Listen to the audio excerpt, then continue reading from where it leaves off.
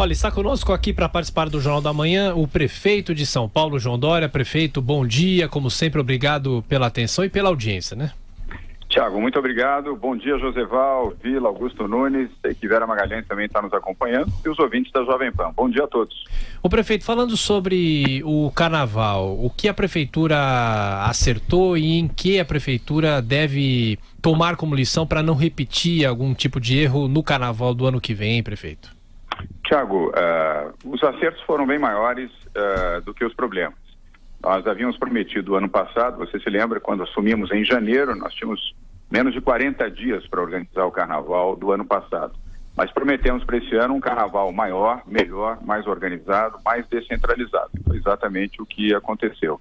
E prometemos também que a 23 de maio seria um corredor importante para o novo carnaval de São Paulo. E foi exatamente o que aconteceu. Ainda falando sobre os aspectos positivos, conseguimos identificar, através de pesquisa, que 7% dos frequentadores, Tiago, dos blocos que saíram aqui em São Paulo, eram de outras cidades, ou seja, aumentamos o fluxo de turismo para a cidade de São Paulo e, segundo estimativas da SP Tours, mais de 450 milhões de reais foram movimentados na cidade em serviços, alimentos, bebidas, cafés, hospedagem, táxis, aplicativos, outros tipos de serviços, montagem, sonorização, técnicos, ou seja, o resultado para a economia da cidade é uma injeção de praticamente R$500 bilhão.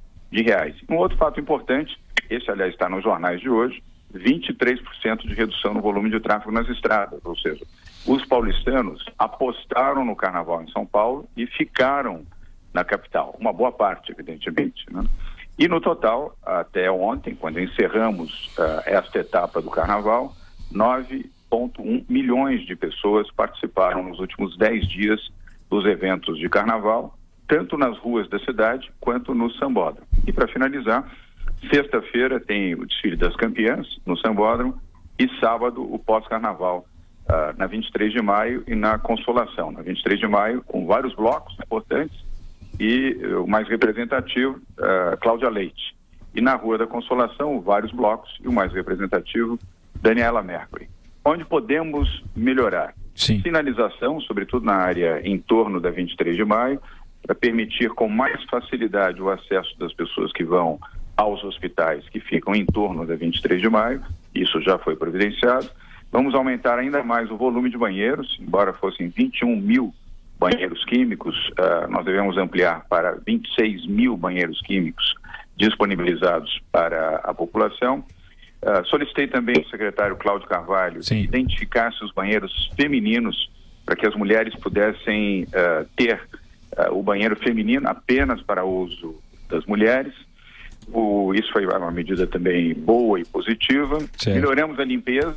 Primeiros 2 dias de carnaval havia um problema de limpeza durante o fluxo do carnaval, não ao término. Aí constituímos equipes de limpeza e manutenção durante todos os desfiles. E para finalizar, uma informação para vocês, os ouvintes da PAN: foram emitidas 488 multas do xixi. Eu sei que é um tema polêmico, já observado por vocês em alguns programas da PAN, sobretudo no Jornal da Manhã, mas a lei é lei. A lei foi criada na Câmara Municipal, foi sancionada por mim, e quando é lei, a lei é feita para ser colocada em prática. Foram emitidas 488 multas.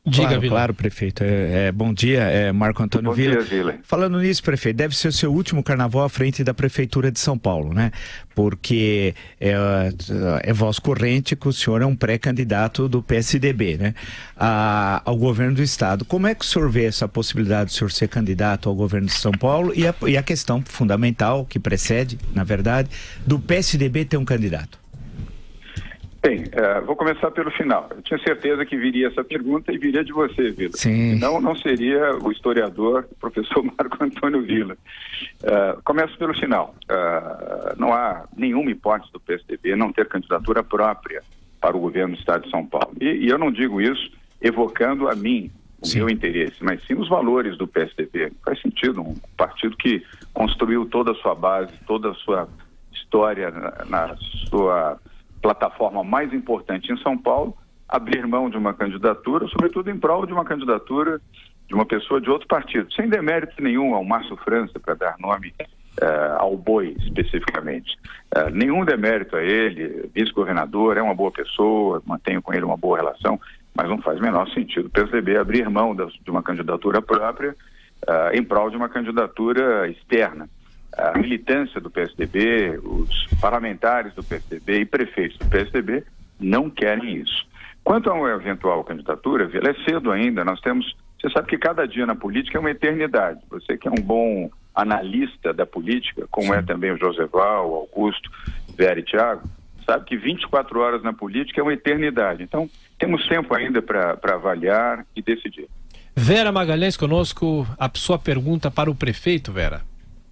Prefeito, o tempo não é assim tão grande. A gente está no fim de fevereiro, provavelmente as prévias que vão escolher o candidato do PSDB acontecerão em março e o prazo para desincompatibilização, no seu caso o senhor vá realmente disputar, não é nem desincompatibilização, a renúncia ao mandato, é em abril. Eu queria saber, diante deste cronograma, o senhor acha que as prévias têm realmente de ser realizadas em março? E como o senhor vê a possibilidade do vice-governador Márcio França se filiar de última hora ao PSDB e disputar essas prévias? Bem, Vera, primeiro bom dia, prazer falar com você. Bom dia. Segundo, Vera, o prazo de desincompatibilização ou de renúncia é o que consta na lei, é 7 de março. De abril. 7 de abril. Perdão, 7 de abril, desculpe, 7 de abril. O PSDB fará uma reunião aqui da Executiva no dia 5 de março para a tomada de decisão com relação à data das prévias, mas já há um consenso, ainda que alguns pensem diferente, que as prévias devam ser realizadas conjuntamente com as prévias nacionais. Seria mais recomendável, eu explico na sequência o porquê, no próprio mês de março. Por que as prévias em março? Primeiro, a economia processual. Faz sentido você gastar dinheiro público, fundo partidário, Vera, você sabe, é dinheiro público. Faz o menor sentido você mobilizar filiados do PSDB em todo o estado de São Paulo 2 vezes por um prazo de 1, 2 ou 3 semanas, gastando dinheiro público. Custa dinheiro para fazer prévias, não é uma coisa fácil. Além do que, você não pode sacrificar um militante para ir 2 vezes ao seu zonal ou ao seu posto de votação ou à sede do partido na cidade onde ele reside, 1 semana, 10 dias ou 15 dias depois ele já ter votado nas prévias para a presidência da República, conforme já definido, a priori marcado para 11 de março. Pode mudar, o PSDB, as coisas também mudam com muita velocidade. Era dia 4, já mudou para o dia 11, já se fala dia 18, mas enfim, ao longo do mês de março. E quanto ao Márcio França, eu mesmo já declarei, Vera, ele é bem-vindo ao PSDB, mas terá que se submeter às regras partidárias do PSDB e, se as regras permitirem, disputar as prévias do PSDB. Se as regras permitirem. Eu não quero aqui objetar o ingresso de ninguém para disputar nada, mas a regra é muito clara no Estatuto do Partido Nacional, que estabelece 1 ano mínimo de filiação para você ser candidato. Em São Paulo, é um mínimo de 6 meses para um novo filiado disputar eleições. Eu não sou excludente, nem quero fazer disso um cavalo de batalha, mas é a regra que está vigente hoje no PSDB.